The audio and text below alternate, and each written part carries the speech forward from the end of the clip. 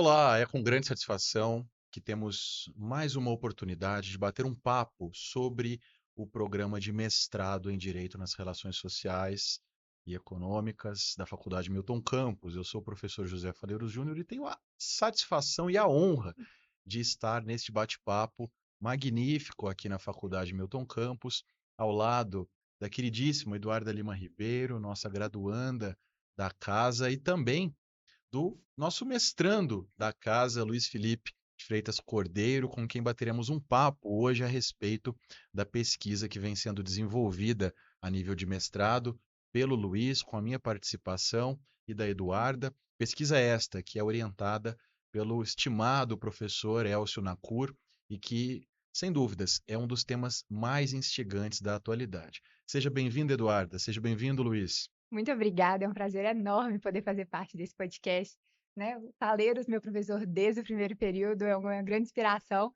E o Luiz também já tive o prazer de participar de projetos em conjunto, sei da dedicação, de todo o esforço e da competência. Então, fico muito feliz pelo convite. Duda, Faleiros, prazer estar aqui com vocês, né? Esse convite é irrecusável de vir falar um pouco do que venho pesquisando no mestrado, um tema tão instigante e atual, e também de estar aqui na Milton Campos, lugar onde me graduei há 5 anos atrás, tive a oportunidade de voltar agora no mestrado, e um lugar que eu sempre tenho um grande carinho. Eu conservei isso pela faculdade e com certeza vou levar para o resto aí da minha carreira, da minha jornada. Direto ao ponto, Luiz. Inteligência artificial, tema da moda, tema quente que nos desafia a todos. Por que a escolha desse objeto para sua pesquisa e qual é exatamente o recorte que você está dando à dissertação de mestrado? Ótimo, vamos lá, bem ao ponto, né? Por que estudar IA, mais especificamente na possibilidade da aplicação do apoio da inteligência artificial quando da atividade do magistrado e também dos seus auxiliares? Aquelas famosas perguntas que a gente escuta hoje em dia: a IA vai poder nos julgar? Como vai ser a aplicação no judiciário? Dentre outros. Toda pesquisa começa por um problema, né? E esse problema, ele veio para mim muito claro lá atrás, talvez na época da graduação, em uma reflexão de uma aula de introdução ao estudo ao direito, da professora Cristiana Renault, que dava aula aqui na Milton Campos, onde para mim ficou muito nítido em um texto que ela passava a formulação na minha cabeça de uma pessoa. Imagine essa pessoa de uma estatura média comum, 1,70 m, 1,80 m, batendo em frente a uma porta de madeira bonita, gigante, porta essa enorme, 5, 10 metros, 20, etc. E essa pessoa tentava bater e ela não era atendida, ela não conseguia entrar. Isso foi um dos primeiros estudos, primeiras atenções em relação ao que seria o acesso à justiça. O que se dá o acesso à justiça? A pessoa bater na porta do judiciário e ela não sendo atendida. Só que, com o passar dos anos, vem uma maior maturidade, a gente vê que o acesso à justiça não é só isso. Não é só bater a porta do direito. Não adianta nada eu passar por aquela porta que eu enxergava, fazendo aí um exercício imaginário, e lá na frente seria um trajeto tão grande que na minha ida e na minha volta eu não conseguiria completar em vida, seja porque eu me desgastei muito, eu me cansei muito, eu não tinha suprimentos para o meu corpo aguentar aquela caminhada. E daí surgiu essa vontade de entender mais como é hoje esse tema tão complexo, tão delicado, que é o acesso à justiça. Existe um efetivo acesso à justiça? Como está o nosso parâmetro em relação ao acesso à justiça? Com o passar do tempo, a gente viu que o CPC de 2015, já não tão novo mais, trouxe algumas tentativas de melhorar, veio trazendo métodos para a resolução de conflitos, como a mediação, a arbitragem, a conciliação, mas algo ainda é necessário a ser feito, né? E muito começou a se falar de IA. No início da pesquisa eu acreditava, tá aí uma solução. Até que a gente vê que a coisa é bem diferente do que a gente acredita quando a gente olha de uma margem superficial. O fato é que de verdade existe uma grande carência no acesso à justiça. A gente está falando hoje de 84 milhões de processos aproximadamente, segundo o relatório do CNJ, Justiça em Números de 2024, com ano base de 2023, que ainda estão sobrestados no judiciário. Dentro de um ano que tem a melhor taxa de produtividade dos magistrados, maior taxa de produtividade dos servidores, e o acervo continua subindo de forma exponencial. Surgiram várias indagações a esses pontos. E a inteligência artificial, como que ela vai conseguir auxiliar? Como ela vai servir de apoio para melhorar esses pontos, notadamente em relação ao acesso à justiça, que talvez seja um dos maiores ou o maior desafio que a gente enfrenta no nosso ordenamento jurídico. Surgiu esse interesse de entrar dentro desse campo, de pesquisar um pouco mais, e com isso vários desafios apareceram, né? O professor Faleiros, conhecedor da matéria, sabe que é um poço bem fundo, um lugar de se mergulhar a se perder de vista, mas também é um lugar que enche os olhos, né? E a pesquisa passa muito sobre isso. Você realmente ter um certo encanto, né? Não querendo aqui florear as coisas, mas se você não gostar minimamente daquilo que você está pesquisando, você vai pesquisar, somente pesquisar, sem querer dar um objetivo, uma finalidade para aquilo. Então, o meu intuito, desde quando comecei a pesquisar sobre IA, é realmente entender de uma forma talvez um pouco mais prática, vinculada ao processo civil, área que eu gosto muito, né? E uma possibilidade de aplicação para auxiliar esse ponto tão, tão conturbado, tão tenebroso que a gente tem hoje, que é a questão do acesso à justiça. Acho que toda a vontade, toda a questão levantada, as indagações vieram desse aspecto muito voltado com o núcleo do acesso à justiça, uma possibilidade de solução ao acesso à justiça. A inteligência artificial ainda não, talvez parte, mas o que a gente vai tratar. Luiz, eu acho muito interessante você trazer esse tema, porque desde o primeiro período eles já colocam para a gente essa questão do acesso à justiça, né? E muitas vezes a gente passa a graduação inteira um pouco iludido com o direito, para depois entrar no mercado de trabalho e ver que esse acesso à justiça ele não é efetivo hoje em dia e que isso impacta em todos os aspectos da nossa sociedade, principalmente no mundo jurídico. Eu queria te perguntar qual que você acha que vai ser o impacto da sua pesquisa concluída na nossa sociedade, como que isso pode ajudar? Claro. Duda, eu entendo que principalmente dentro de um mercado enorme nosso de trabalho, a gente está falando aí, né, do nosso campo jurídico, de diversos advogados, dentre outros profissionais, operadores do direito, que a pesquisa ela contribui com mais um tijolinho daquilo que a gente está montando. O problema do acesso à justiça, ele não é um problema que é resolvido da noite para o dia, né? Porque é um problema muito complexo. Volto a dizer, talvez esse seja o grande X da questão do direito. Esse é o grande problema que ninguém ainda conseguiu dar uma solução. Olha, como que a gente vai resolver isso aqui? Ninguém ainda tem uma saída para esse problema, mas cada um tenta de alguma forma ou outra contribuir, né? A pesquisa, primeiro, ela tem um ponto interessante na minha concepção, porque a gente está sempre partindo de pergunta, respostas e, às vezes, reanálise daquelas perguntas e daquelas respostas.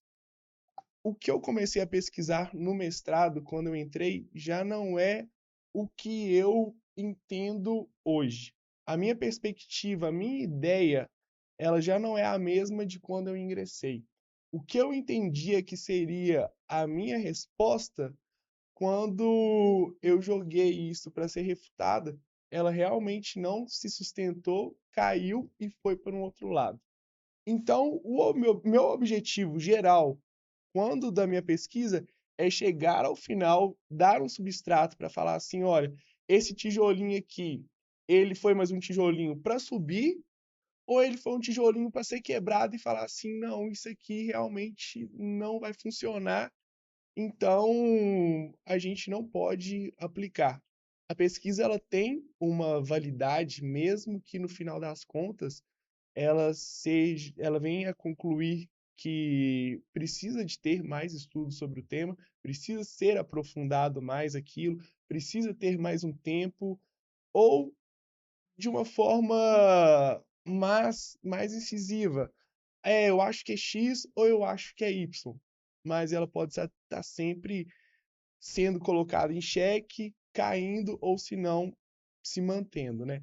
A ideia é conseguir colaborar de alguma forma, até porque, ao que parece, né, não tem como mais se voltar atrás em relação à aplicação da inteligência artificial. Já está acontecendo isso na iniciativa privada, a gente vê escritórios trabalhando com isso, e a gente vê o judiciário também, né, se utilizando dessas ferramentas. Então, tá aí. A gente precisa ver a melhor forma de se trabalhar para não cair em situações, né, que vão de forma desproporcional acabar com direitos de minorias, né? O que é tão comum, que a gente estuda muito em relação aos vieses. Acho que essa é o ponto mais importante, tentar contribuir de uma forma que lá na frente, sendo A ou B, possa ter sido mais um tijolinho para a conclusão que uma hora vai ter que chegar. Perfeito. Luiz, você comentou muito sobre como, durante o mestrado, as suas primeiras impressões foram sendo reestruturadas, a ponto de haver uma mudança também do recorte, da hipótese. A que você atribui essa leitura e essas mudanças todas, tendo em vista o estudo da metodologia da pesquisa no direito, tendo em vista as disciplinas que cursou enquanto mestrando na Milton Campus, o diálogo com os professores das diversas disciplinas e com o seu orientador, o professor Elcio, para chegar a esse afunilamento? Claro, isso é muito importante. Primeiro, um ponto que eu queria destacar é algo que sempre me cativou a Milton Campos. A Milton Campos é uma faculdade que tem o seu núcleo muito próximo. Diferente de outras instituições de ensino, aqui a gente tem contato direto com os professores. E isso atribui, agrega muito valor à instituição. Digo isso como quem já teve experiência em outros lugares e não ter o fácil acesso, o fácil contato com os professores da casa, com o orientador, entre outros, né? As disciplinas do mestrado, logo de cara, cursar a matéria de filosofia e também de metodologia, como obrigatórias da grade, te faz ter reflexões um pouco diferentes daquelas que você entra no mestrado. O meu exemplo, eu fui pesquisador da FAPEMIG, mesmo assim cheguei pensando que sabia alguma coisa e fui entender que realmente era só o início de uma caminhada, né? Então, a disciplina de metodologia, né, a pesquisa, que foi logo no meu primeiro semestre aqui do mestrado, ela foi muito importante, trazer de formas efetivas, e daí eu fui puxando, cada um tem muitos traços, né, de pesquisas próprios. Eu sou uma pessoa que particularmente gosta muito de dados quantitativos. Eu gosto de número e isso é difícil trazer para o direito, né? Mas isso foi trazendo um pouco também de revisão daquela pessoa que gostava muito de número, número, número, número, número. E a gente sabe que o direito não é matemática, a gente tem essa consciência e fez um pouco do Luiz querer mais flexibilizar essa utilização, apesar de ainda gostar bastante, mas juntamente com a filosofia. E assim, a gente está falando de um tema, inteligência artificial, é um tema que está toda hora em xeque, toda hora dentro de sala de aula. Logo no primeiro semestre, foi comum as aulas que a gente tratava sobre esse tema. Então, acabou que o Luiz estava tendo quase que uma aula própria do seu tema ali dentro do mestrado, né? Que foi muito importante para o meu amadurecimento. Além disso, o mestrado traz outras oportunidades, né, como o estágio docente. Então, no estágio docente, logo no primeiro semestre, o Luiz é meio curioso e quer fazer coisas para tentar agregar. Eu conheci o professor Faleiros e foi o nosso primeiro contato. Daí eu comecei a repensar várias coisas. Em conversas nossas, em conversas em relação ao nosso estágio, através do professor Faleiros, eu conheci outras pessoas também, de outras instituições, mas também pesquisadoras do mesmo tema. E, assim, essa troca acabou se valorizando muito. Escutar um pouco de um, escutar um pouco de outro, acaba que todo mundo contribui um pouquinho com o outro, com a pesquisa do outro, de forma direta ou indireta, né? E isso foi essencial. Isso trouxe muito mais robustez para a minha pesquisa do que um pensamento anterior do Luiz tivesse seguido, ela teria hoje. Foi essencial. Então, assim, essas disciplinas obrigatórias do mestrado e também esse contato tanto com o orientador e tanto com os professores, né, foi muito importante para esse crescimento, esse desenvolvimento. Luiz, você tinha comentado que você vai defender agora em fevereiro, né, do ano que vem. Então já deve estar aí na reta final, já deve ter pesquisado bastante, chegando a algumas conclusões. Eu queria saber, não sei se pode, dar um spoiler pra gente um pouquinho do que vem por aí, qual linha você está adotando. Qual que vai ser a conclusão geral dessa pesquisa?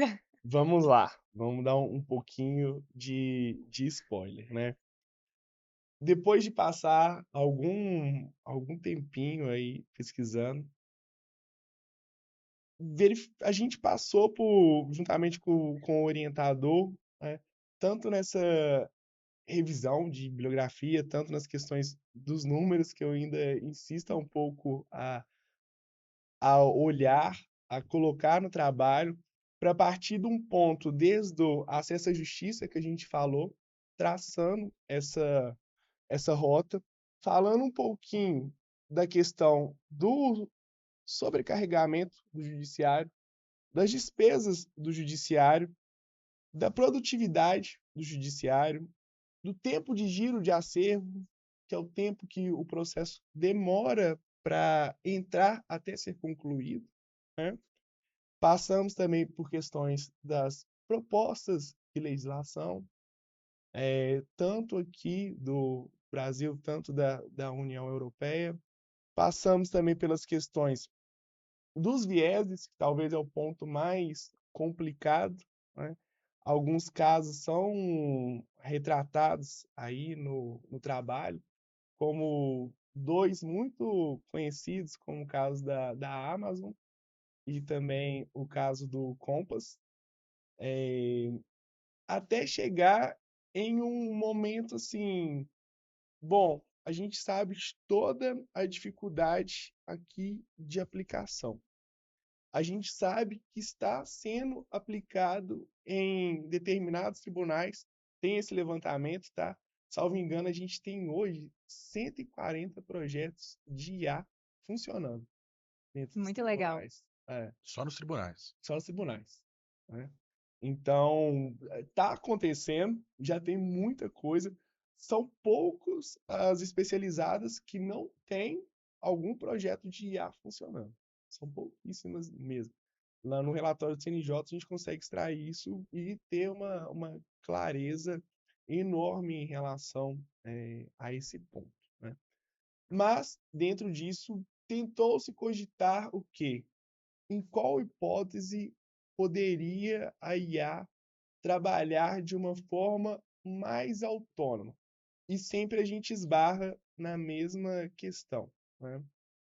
Bom, vieses, explicabilidade, essa questão do viés ser replicado, os vieses negativos, e, por outro lado, o problema do acesso à justiça não ser resolvido. Então, começou a se questionar casos que são específicos. Estou trazendo no trabalho 2 casos muito delimitados, de direito tributário e de recuperação judicial. Tá? Por que nesses 2 casos? Aí, essa contribuição que a gente estava falando de orientador, amigos e professores da casa foi muito essencial, porque todo dia a gente tem uma conversa assim, mas isso, e isso, a gente pensa isso e aquilo. O caso da recuperação judicial e falência, por exemplo, a gente tem o caso da 123 milhas hoje. É um caso atípico, fora da curva. A gente está falando de 900 mil credores, né?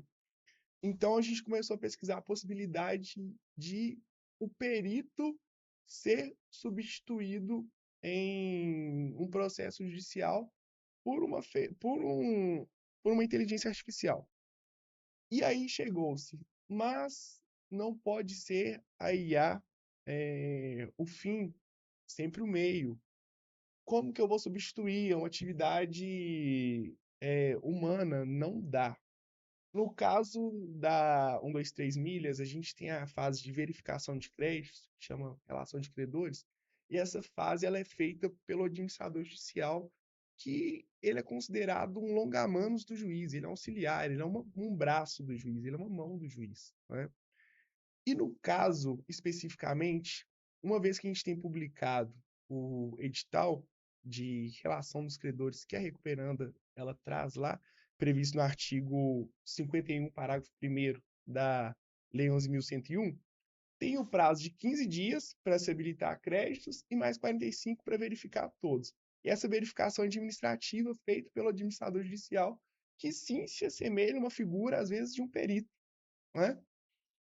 E vamos colocar aqui um exercício dessa possibilidade de ser feita especificamente por uma pessoa, por advogados, juntamente com a equipe contábil, né? A gente está falando aí de mais ou menos 10% dos credores, eles fazem aí divergência e habilitação, em torno de 90 mil.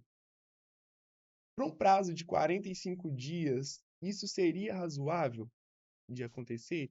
Seria exequível? A gente tem um material humano para conseguir fazer isso? A gente pode usar a IA como meio para poder extrair daí os dados, trazer de formas mais claras, mais encaixadas, mais organizadas, sistematizadas, para daí fazer essa conclusão, essa habilitação de crédito, né? Essa habilitação de crédito, no fim das contas, ela vai para o processo, como relação de credores do AJ, e assim, o juiz ele vai chancelar ela. Basicamente, o que acontece com o trabalho de um perito também. Só que o ponto que ocorre é, realmente, mesmo com essa sistematização, com essa organização, o tempo é exequível?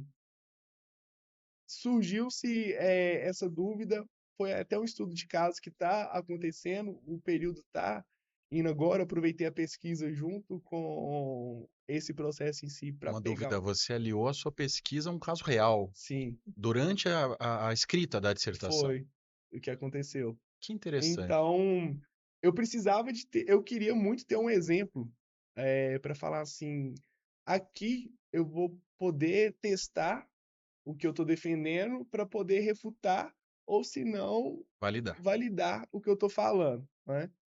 E lá parece que sim, tem a utilização da inteligência artificial, né, para verificar toda essa relação de credores. Com isso, a gente não tem ainda a validação ou a refutação, mas temos um caso concreto que sim vai entrar em um ponto delicado, porque a gente vai ter uma atuação de uma IA basicamente como uma figura ali do processo, um auxiliar do juiz, não especificamente um perito, mas um administrador judicial que tem uma atuação tanto quanto semelhante, para poder trazer a possibilidade ou não de uma intervenção maior da IA dentro daquela fase do processo.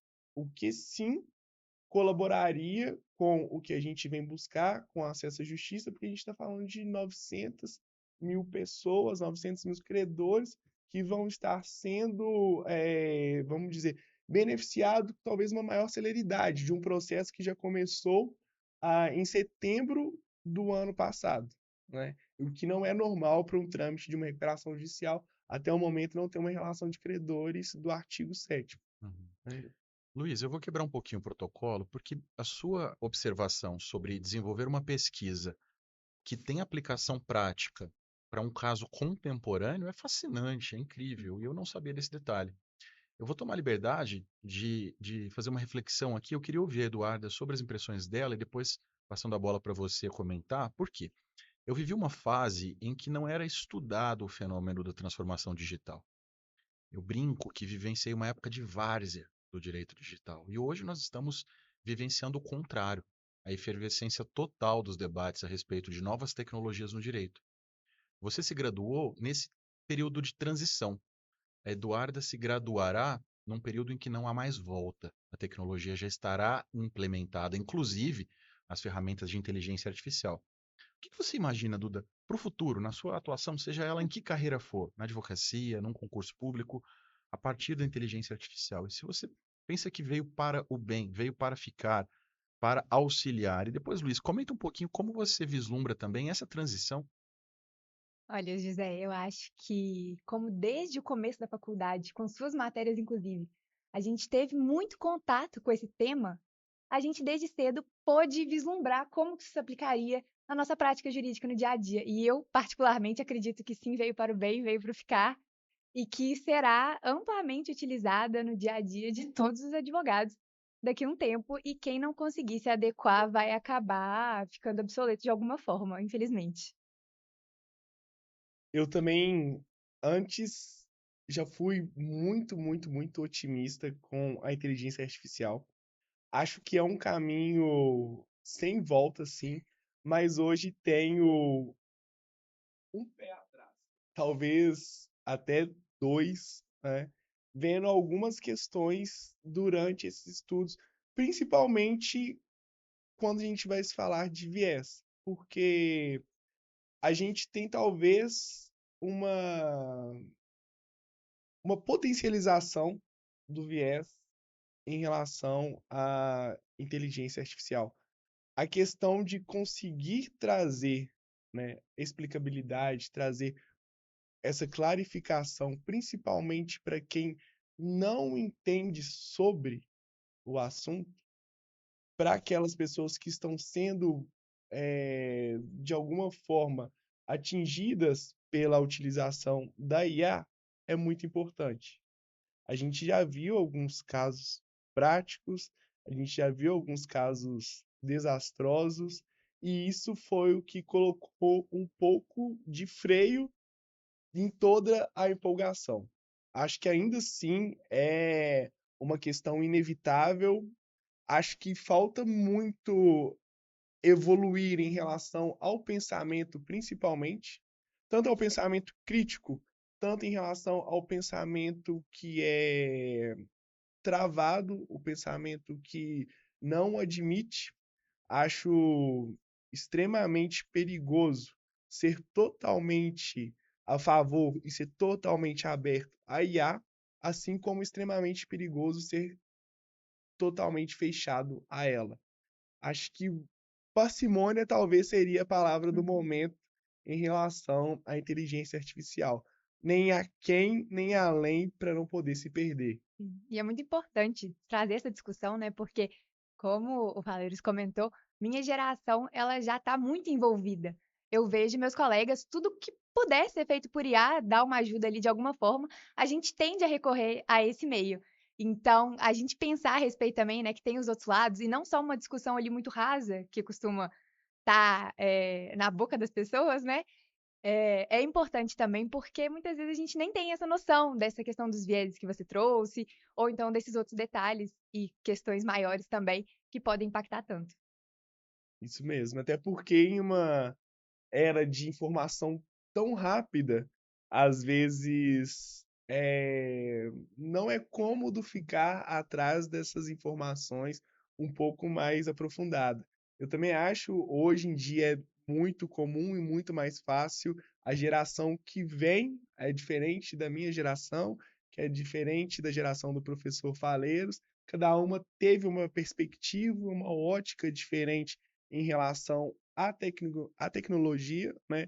E a tendência é sim que o crescimento venha cada vez mais acelerado, mas a gente não pode, de forma alguma, perder de vista todas essas questões que vêm por trás dessa aplicação, né? Não só em relação à utilização no processo, que é o campo que hoje eu estudo dentro do mestrado, mas dentro de outras várias áreas dentro da nossa vida, do nosso cotidiano. É parte da vida. Faz parte da vida. Luiz, e saindo um pouquinho do tema da sua pesquisa especificamente, eu queria te perguntar o que te fez decidir fazer mestrado? Principalmente aqui na Milton Campos, né? Seguir por essa carreira, se você tem um olho ali para docência. Então, Duda, o que que acontece? Quando eu terminei minha graduação, já saí com aquele pensamento. Agora o mestrado é a próxima fase.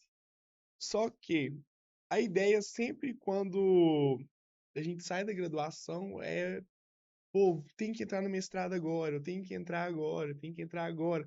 Talvez a gente tenta adiantar um passo que precisa ser um pouco mais amadurecido.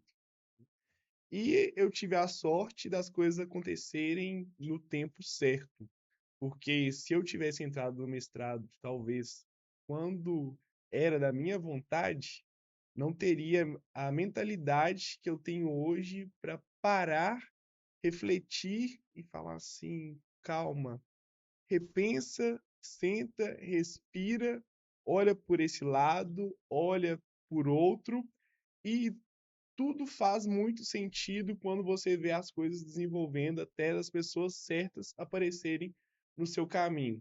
O momento, o tema, as pessoas, o orientador, quem está dando aula, a disciplina, tudo se encaixa, né? Então, foi dessa vontade e sempre fui uma pessoa que admirou muito a sala de aula. Sempre gostei muito, tenho esse pezinho, sim, na academia. As experiências com o estágio docente, tive a oportunidade de fazer meu primeiro semestre com o professor Faleiros, no segundo com o professor Daniel, agora nesse semestre com o professor Gustavo. Então, assim, aquela pessoa que gosta de estar dentro da sala de aula, gosta de participar de congresso, gosta de participar dos grupos de estudo.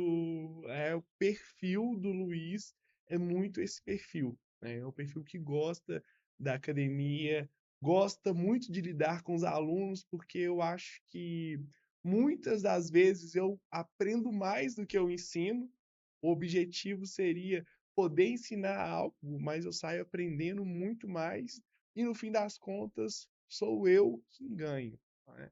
Então, essa vontade do mestrado veio muito alinhada com esse querer fazer parte da academia no dia a dia, de ter realmente o pezinho lá na sala de aula. Acho que isso vem talvez de família e do desenvolver dos anos, frequentando a faculdade. Volto a dizer, Milton Campos sempre foi um lugar que eu achei muito acolhedor de poder chegar e sair no final do horário, vir com o professor conversando e falando, trocando uma ideia, e depois com o outro, e ter aquela proximidade, a ponto de que uma das coisas que me marcou no mestrado, muito interessante para mim, foi no primeiro dia que eu pisei aqui na faculdade, numa aula, né, eu quis ir presencialmente, uma pessoa falar assim comigo: quanto tempo você está de volta aqui? Então, a Milton Campos, ela tem essa característica, né, de lembrar muito dos seus alunos, e isso me trouxe realmente essa vontade de estar dentro de um ambiente como esse. Luiz, aproveitando, Eduarda já tem a veia acadêmica, a gente sabe, ela fará um mestrado no futuro, isso é indubitável. Mas que dica você daria para aquele aluno de graduação que tem dúvidas sobre se vale a pena pensar desde cedo num futuro mestrado e, estando ele na graduação, como ele pode já construir uma carreira de pesquisa para, no momento certo, ingressar no mestrado, já consciente do que virá? Ótimo. Isso é uma coisa que eu queria muito que tivessem falado para o Luiz do terceiro, do quarto período, por aí. Por quê? Se envolver nas atividades da faculdade, além da sala de aula, é muito importante. Muito importante. E é algo que deve ser mais valorizado por todos. Para você saber se lá na frente você quer mesmo estar dentro da sala de aula, ou se você tem mais veia para A, B, C ou D, você precisa testar. Da mesma forma que o estágio é muito importante, na minha opinião, tanto você passar pela iniciativa pública e a privada, as atividades dentro da faculdade também são. A gente tem várias oportunidades hoje. A gente tem a pesquisa através dos projetos, a gente tem os grupos de estudos, a gente tem as oficinas, a gente tem hoje a possibilidade de encaminhar resumos expandidos a artigos científicos, a publicações de cunho de opinião em revistas jurídicas online, e isso tudo vai trazer ao aluno uma percepção. Olha, eu gosto disso, eu gosto de pesquisar, eu vou começar a ter mais familiaridade com a pesquisa. Ah, eu não vou chegar aqui e vou escrever hoje, eu vou sentar e vou pensar e vai sair alguma coisa. Não, deixa eu ver aqui. Ah, eu identifiquei um problema. Ah, eu vou olhar por aqui, eu vou pesquisar aqui, eu vou usar essa metodologia, eu vou aqui fazer essa introdução, esse desenvolvimento, essa conclusão. Eu vou começar a me treinar desde cedo para o mestrado. Porque quando eu conseguir chegar no mestrado, quando for essa época, eu vou me sentir preparado. Eu não vou me sentir pronto, o que é diferente. Pronto, a gente vai se sentir no final e olhe lá, a gente vai se sentir ainda com alguns receios, mas você vai se sentir preparado para passar por aquele desafio. Olha, já vivi, eu sei que eu tenho condições de apresentar alguma coisa boa, de apresentar um trabalho bom, eu tenho condições de contribuir, então eu vou fazer por esse sentido. Não fazer o mestrado por fazer. O mestrado não é simplesmente o título. Acho que é importante, desde já, todo mundo ter essa consciência. Eu quero fazer um mestrado, mas eu quero fazer um mestrado realmente completo. Eu quero ir, eu quero pesquisar, eu quero me dedicar às disciplinas, dando o meu melhor na medida que eu consigo, e daí vou desenvolvendo, vou buscando uma pesquisa que para mim faça sentido, que tenha uma finalidade e que eu vou conseguir contribuir numa instituição de ensino que eu acredito. Por que eu escolhi a Milton Campos? Porque eu acredito na Milton Campos. Ela veio da minha graduação. Eu passei aqui uma vez, 5 anos, e agora eu voltei para mais 2 anos de mestrado. Eu acredito nessa instituição, então eu acredito que aqui tenha bons professores, tenha, tenha estrutura adequada para me trazer o que me proporcionar o que eu preciso, e também tem o renome que eu quero para o meu currículo. Eu quero cursar, eu quero me graduar numa faculdade boa, igual eu fiz minha graduação aqui, e eu quero também concluir meu mestrado em uma instituição que seja de renome, que tenha credibilidade. Então, acho que isso é muito importante, o aluno já começar a trabalhar essa conscientização, participar muito das oficinas, vai lá, faz a oficina de direito penal, faz a de direito trabalhista, faz a de civil, aprende aonde você gosta, descubra seu lugar. Depois que você descobrir seu lugar, e isso não vai ser na primeira, na segunda, na terceira, às vezes você vai descobrir seu lugar no 10º período, às vezes depois de formado, mas tenha a experiência, pegue todo o cenário, olhe o terreno, para depois falar, não, eu estou preparado, porque pronto, igual eu falei, é só no final do mestrado e olhe lá. Essa postura que você descreveu é a postura correta. O título vem como consequência. O que importa é o modo como você encara o seu mestrado. Não apenas para se dedicar à sua pesquisa, que é o ponto mais importante, sem dúvidas, mas para estabelecer o networking, para se aproximar dos colegas de jornada, dos professores, do orientador, lecionar, ter a experiência da sala de aula, como você descreveu, em 3 experiências de estágio de docência, não é? Isso é maravilhoso e é uma oportunidade que fica. Ela entra não apenas no seu currículo Lattes, mas na sua vida. E vem para ficar. Porque certamente, Luiz, o mestrado, como uma etapa da formação acadêmica, tem esse propósito também de oferecer as ferramentas para que o discente se torne um docente. E mais do que isso, de prepará-lo para encarar essa missão tão valorosa, que exige tanta vocação, que é a de ensinar. Mas, como eu sempre digo, sobre mim mesmo, para ensinar, você tem que ser um eterno aprendiz. E ser um eterno aprendiz significa ter paixão pelo que você faz. Escolher a área é o primeiro caminho, é o mais importante, você saber onde quer estar, com o que quer trabalhar. Mas, mais do que isso, ter a paixão pela pesquisa abre portas para sempre, não é verdade? Com certeza. E lembrando um pensamento do professor da USP, Clóvis de Barros Filho, ele fala: custe o tempo que custar, até você conseguir encontrar o lugar que é seu lugar. Mas depois que você encontrar aquele seu lugar, jamais saia dele. Então, uma vez que você percebeu, é aquilo, eu gosto daquilo, aprofunda, vai, faça valer a pena, faça valer a sua pesquisa, porque os frutos são consequências, e a gente vai conseguindo trilhar de uma melhor forma dentro desse panorama. Encerrar? Bom, Luiz, eh, eu fico muito feliz pela oportunidade de ouvi-lo, especialmente porque quando se nota essa postura de um acadêmico, esse perfil, a gente percebe que os objetivos estabelecidos como missão no mestrado da Milton Campos estão sendo cumpridos. Você é um exemplo para nós, não apenas pela sua postura ética, pela sua dedicação, pelo seu engajamento com a instituição, mas também para além da instituição, levando o nome da Milton Campos para eventos acadêmicos, nas suas publicações, sendo um vetor de transformação acadêmica. Mas principalmente, claro, tudo isso é extremamente relevante, mas principalmente porque você é uma inspiração para todos os que te cercam e principalmente para a graduação, não é, Duda? É verdade, Luiz, sua trajetória é inspiradora. Falo por mim e por todos os alunos que tiveram contato aqui com você dentro da faculdade, tiveram esse privilégio.